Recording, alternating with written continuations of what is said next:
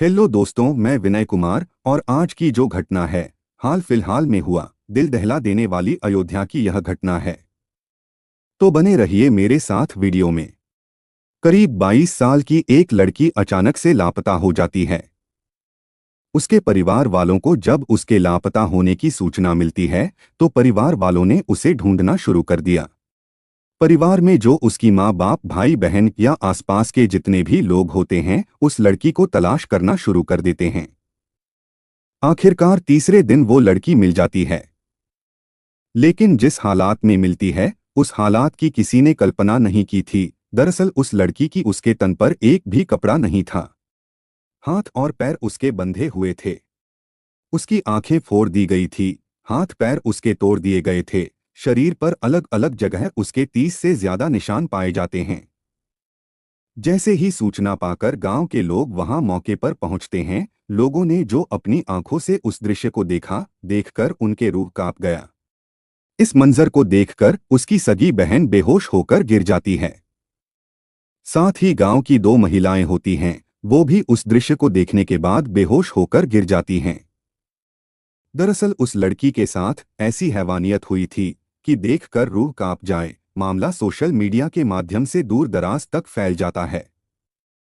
जो क्षेत्र के समाजवादी पार्टी के सांसद होते हैं, जिनका नाम अवधेश प्रसाद होता है, वह भी मौके पर आते हैं, परिवार से बातचीत करते हैं और बातचीत करने के बाद फिर वह प्रेस कॉन्फ्रेंस करते हैं।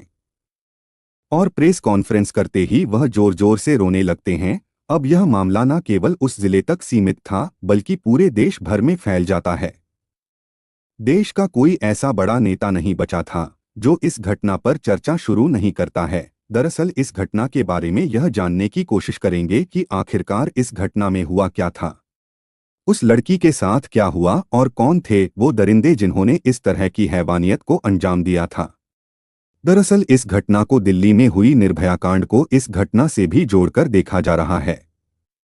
आज की जो सच्ची घटना मैं आपको सुनाने जा रहा हूँ, ये सच्ची घटना है उत्तर प्रदेश की अयोध्या कोतवाली क्षेत्र का एक गांव है सहनवा, वहां की ये सच्ची घटना है। दरअसल बात कर रहा हूँ 30 जनवरी 2025 की रात लगभग 10 बजे के आसपास की बात है। गांव की एक लड़की जिसकी उम्र लगभग 22 साल के आसपास होती है, गांव में एक धार्मिक कार्यक्रम चल रहा था। वह अपने परिवार वालों से कहकर जाती है कि मैं उस धार्मिक कार्यक्रम में जा रही हूं। दरअसल इससे पहले भी वह अकेली जाती रही थी, तो इसलिए घर वालों के लिए परिवार वालों की कोई ऐसी बड़ी बात नहीं थी। वह जाती थी और चुपचाप अपने घर वापस भी चली जाती थी।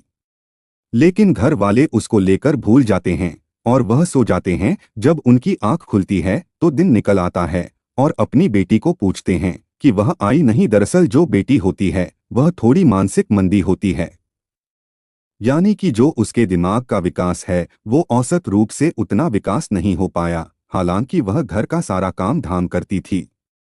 उसके उस भोलेपन की वजह से अब उसके परिवार के लोग हो या आसपास के लोग हो, सभी उसको बड़े लाड़ प्यार से रखते थे। उसके साथ बड़े अदब और एहतराम से उसके साथ पेश आते थे। और जैसे ही घर वालों को यह बात पता चलती है कि बिटिया तो आई नहीं है, रात को धार्मिक कार्यक्रम में गई थी और उस वजह से जब घर पर लौटी नहीं है, तो घर वाले जब आसपास के लोगों से पूछते हैं तो आसपास के लोगों ने कहा कि तुम परेशान बिल्कुल मत हो, हम सभी साथ मिलकर ढूंढते हैं। अब घर के परिवार के आसपास के लोग सभी मिलकर उस बेटी को ढूंढना तलाश करना शुरू कर देते हैं। वो नहीं मिलती है। तभी गांव के ही कुछ लोग मशवरा करते हैं, कहते हैं कि हम इस सूचना को जाकर कोतवाली में देना चाहिए, पुलिस के पास तक ये सूचना देनी चाहिए, क्योंकि बेटी को गायब हुए काफी वक्त का समय बीत गया है। इसलिए हमें इसमें कोई लापरवाही नहीं करनी चाहिए। परिवार के कुछ लोग इकट्ठा होकर सीधा नजदीकी पुलिस स्टेशन जाते हैं। वहां जाने के बाद पूरी कहानी पूरा बात बताते हैं कि रात में हमारे गांव में ही एक धार्मिक कार्यक्रम चल रहा था। वह धार्मिक कार्यक्रम में गई थी लेकिन लौटकर वापस नहीं आई। आप इस मामले में गुमशुदगी की रिपोर्ट दर्ज कर लीजिए और इस मामले में जांच करिए। हमारी बेटी को ढूंढने में हमारी मदद करिए। पुलिस का जो अक्सर होता है, किसी भी मामले को बहुत गंभीरता से नहीं लेती है। पुलिस ने इस मामले को भी बिल्कुल वैसे ही लिया, शिथिलता के साथ, जैसे कि अन्य गुमशुदगी के मामले में पुलिस लेती है। पुलिस ने कहा कि यहाँ वहाँ तलाश कर लो, वो मिल जाएगी। परिवार वालों ने कहा कि रिपोर्ट तो दर्ज कर लीजिए। आखिर परिवार वालों ने जब लगातार दबाव बनाया तो पुलिस वालों पर प्रेशर आया। तब पुलिस ने लगभग 36 घंटे के बाद इस मामले में एफआईआर तो दर्ज कर ली थी, लेकिन पुलिस शायद उतनी ईमानदारी से काम नहीं कर रही थी। आखिरकार पुलिस भी अब ढूंढने में जो भी अपना योगदान दिया, साथ दिया। परिवार के लोग अपनी तरफ से कोशिश कर रहे थे, गांव के लोग अपनी तरफ से कोशिश कर रहे थे। यानी कि 30 जनवरी 2025 की रात को वो घर से निकलती है, 31 जनवरी को पूरा दिन वो गायब रहती है, 31 जनवरी की पूरी रात भी निकल जाती है। अब जैसे ही अगला दिन यानी कि 1 फरवरी 2025 आता है तो गांव के लोग, परिवार के लोग, रिश्तेदार सभी उस लड़की को ढूंढना शुरू कर देते हैं। दरअसल गांव में एक स्कूल है, स्कूल के बाहर एक शौचालय है, शौचालय के बाहर लोगों की नजर पड़ती है, वहां पर कुछ कपड़े मिल जाते हैं। कपड़ों को देखकर लोगों ने अंदाजा लगाया। परिवार के लोगों ने कहा ये कपड़े तो उस लड़की के ही हैं। यानी कि वो कपड़े जो होते हैं वो बिल्कुल खून से लथपथ होते हैं। अब लोगों ने उन कपड़ों को देखने के बाद जहां जहां से वो खून के छींटे थे, पता चलता है कि उस शौचालय से लेकर पास में ही गेहूं का खेत होता है, वहां तक वो खून के धब्बे थे, छींटे थे। लड़की के कपड़े तो मिल जाते हैं, लेकिन लड़की कहाँ है?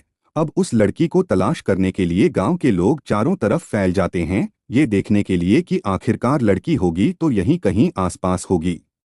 उन्होंने चप्पे चप्पे को लोगों ने छान मारा। यहां से लगभग, यानी कि गांव से लगभग 500 मीटर दूर एक सूखा नाला होता है। सूखे नाले के किनारे झाड़ियां होती हैं और झाड़ियों के किनारे पता चलता है वो लड़की मिल जाती है। यह लड़की पूरी तरह से नग्न अवस्था में थी, उसके शरीर पर एक भी कपड़ा नहीं था और उसके बाद उसके जो हाथ और पैर होते हैं वह बंधे हुए होते हैं। लोगों ने जब गौर से देखा तो उसकी आंखें किसी ने नोच ली थी, निकाल ली थी। साथ ही जो उसके हाथ और पैर होते हैं उनको तोड़ दिया था। प्राइवेट पार्ट्स हो या फिर जो निजी अंग होते हैं, वहां से बड़ी मात्रा में ब्लड बह चुका था, जिसकी वजह से यह भी दावा किया जा रहा था कि उसका ज्यादा ब्लड बहने की वजह से उसकी मौत हो चुकी है। अब ये सूचना गांव वालों तक पहुंच जाती है। गांव के लोग जब दौड़कर मौके पर पहुंचते हैं तो एक महिला बताती है एक पत्रकार को कि उस लड़की को मैंने जब करीब से देखा था तो शरीर का कोई ऐसा हिस्सा नहीं था जहां से ब्लड नहीं बह रहा था। देखते ही मेरी तो रूह कांप गया। जैसे उसके साथ इतनी बड़ी मात्रा में हैवानियत हुई थी कि उसकी पोटी तक निकल जाती है। अब यह दृश्य देखने के बाद जो उस लड़की की सगी बहन होती है, वो 4 बहनें होती हैं, तीसरे नंबर की ये लड़की थी। उसकी एक बहन होती है जो अपनी बहन को देखने के बाद बेहोश होकर जमीन पर गिर जाती है।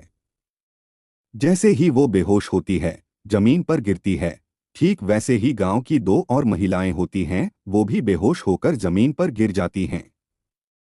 क्योंकि वो वाकई जो घटना थी, जो दृश्य था, वो इतना हृदय विदारक था कि इसे देखकर किसी की भी आंखों में आंसू निकल आएंगे। परिवार वालों का रो रो कर बुरा हाल हो जाता है। गांव वालों के भी रोंगटे खड़े हो जाते हैं, सोचने पर मजबूर हो जाते हैं। इसके बाद फिर पुलिस आती है। पुलिस आने के बाद इस लड़की की लाश को कब्जे में लेने के बाद पोस्टमार्टम के लिए भेज देती है। यहीं पास में ही एक विधानसभा होती है। बताया जाता है कि वहां पर उपचुनाव चल रहा था और जो क्षेत्र के विधायक होते हैं अवधेश प्रसाद, वो भी सूचना पाने के बाद मौके पर पहुंच जाते हैं।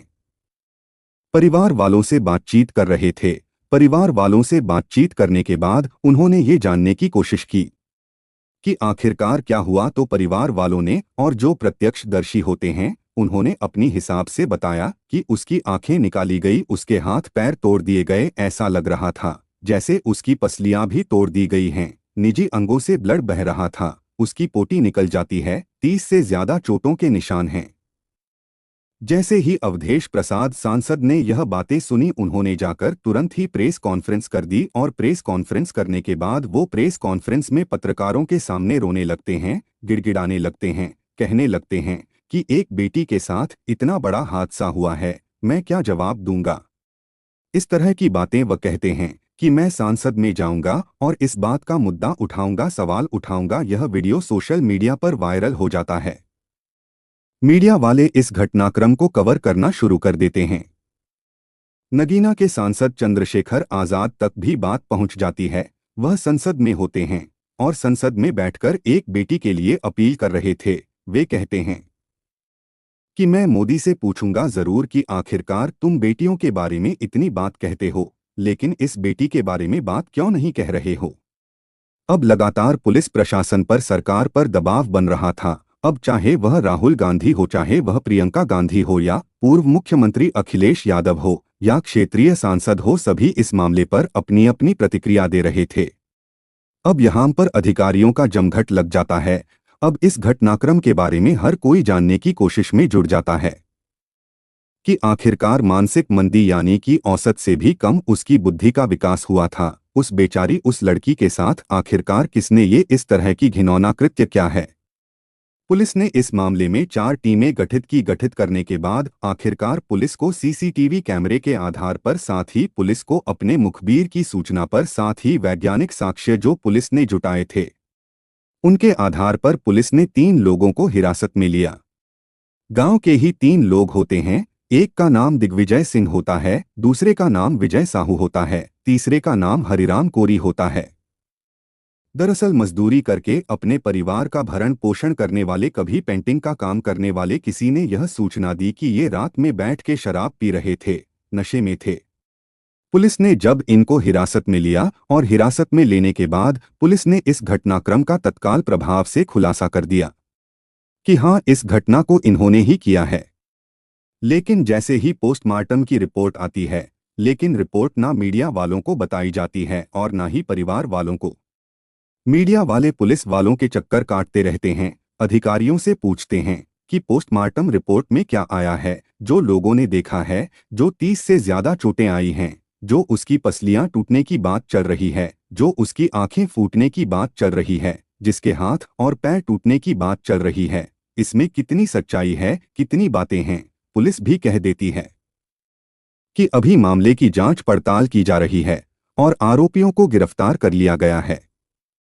उन्होंने स्वीकार भी कर लिया है कि इस घटनाक्रम में उनकी ही संलिप्तता है, लेकिन कैसे किया है, कब किया है, क्या मसला है, उस बारे में बहुत ज्यादा डिटेल में उन्होंने पुलिस वालों ने बातचीत में नहीं कही। हालांकि इतना जरूर कहा था कि जो इसमें मेन आरोपी है, जिसका नाम दिग्विजय सिंह उर्फ बाबा है, वो इस लड़की के पिता के पास आता जाता रहता था। साथ ही लगभग 2 महीने पहले एक घटना हुई थी। लड़की का भाई होता है, भाई ने उस दिग्विजय सिंह की पिटाई कर दी थी। यदि उसने उसकी पिटाई भी कर दी थी तो बहन से क्या वो इस तरह से बदला लेगा। इस बात में कितना सही है, कितना गलत है, हालांकि पुलिस अभी इस मामले की पड़ताल करने की बात कर रही है कि पूरी घटनाक्रम की अभी एक एक पहलू पर, एक एक तह पर जाया जाएगा। एक तरफ जब सांसद रोते हैं तो फिर मुख्यमंत्री योगी आदित्यनाथ को भी प्रतिक्रिया देनी पड़ती है। वह कहते हैं कि इस मामले में जो आरोपी होंगे उन्हें किसी भी कीमत पर बख्शा नहीं जाएगा। लेकिन जिस तरह से सांसद आंसू बहा रहे हैं वो किसी नौटंकी से कम नहीं लगते हैं। लेकिन परिवार के जो इस लड़की के माता पिता, भाई बहन, गांव के लोग हैं, उनकी भी आंसू निकल रहे हैं। उनके आंसू की तो कम से कम कदर करनी चाहिए। और जो इस घटनाक्रम में जो भी आरोपी हैं, जिसने भी घटनाक्रम को अंजाम दिया है, उनको किसी भी कीमत पर बख्शा ना जाए। उस इलाके के ज्यादातर लोगों का एक ही कहना है कि जिन्होंने भी इस घटनाक्रम को अंजाम दिया है उनको कम से कम समय में फांसी के फंदे पर चढ़ा दिया जाए। हालांकि पुलिस की भी कोशिश है कि कम से कम समय में जांच को पूरा किया जाए, चार्जशीट लगाई जाए, कोर्ट में पहुंचाया जाए और कम से कम समय में आरोपियों को सजा दिलाने में पुलिस का अहम योगदान होगा। इस तरह का पुलिस ने मीडिया के सामने बयान दिया है।